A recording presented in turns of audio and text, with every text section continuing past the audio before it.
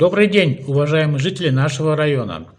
Мне выпала большая честь поздравить женщин нашего района с наступающим праздником 8 марта. Я люблю свой край, район, жителей нашего района и с большим уважением отношусь к женщинам нашего района.